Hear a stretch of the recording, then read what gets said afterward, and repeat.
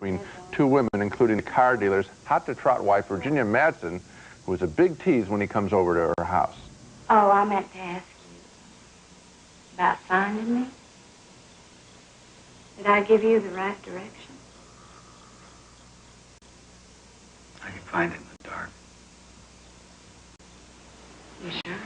The other woman is a timid accountant, Jennifer Connelly, who's being extorted by a neighborhood thug. Don Johnson's immediately drawn to her. Why don't you read it? Oh, nothing. It's just, silly. The car dealer's wife is a more critical threat to Johnson because she knows he just robbed the town bank. She has a scam, too. She wants to knock off her rich husband. In this scene, director Dennis Hopper is trying to establish a melodramatic mood from a 40s movie. But these characters in this blue light are duds. You want to kiss me, don't you?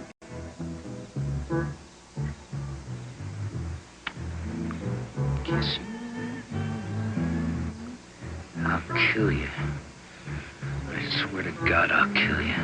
I just want to stress how empty Don Johnson's character is. While I was watching The Hot Spot, I really seriously questioned his acting ability, something I hadn't done before. He comes across here as like a male model. No life at all in his characterization. He just stands around posing.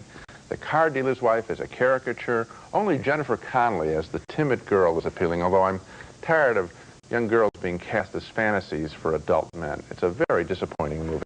Gene, I liked it, I guess, a lot more than you did. I was not bothered by Don Johnson as the out-of-town drifter without a past, but in particular what I liked about this movie, which you seem to have missed, is I think this is a David Lynch movie that works. It happens to have been directed by Dennis Hopper, but it has all the same elements, the steamy melodrama, the backstage stuff, the bizarre plot, the strange props, the old cars, the house on the hill, and so forth. And I think that by putting all the emphasis on Don Johnson, you're missing the fact that Virginia Madsen and Jennifer Connelly really own this movie. These two women who fight for control of this man.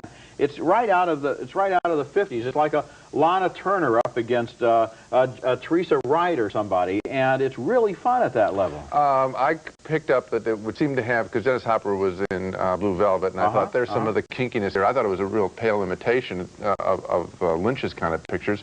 And the Virginia Madsen character is, you know, she's an obvious shrew, I mean, an obvious tease. Nothing special there. Well, there is something special there, and I don't want to give away the ending of the movie, but stop to think what happens between her and Don Johnson. The last thing is a switch, but boy, there was nothing there. And it's not a pale imitation of David Lynch, because what he's trying to do, I think, is not give you all of the self-referential jokes and all of the put-ons and everything, but to really try to make this sort of steamy film noir work. I felt no steam. Okay, what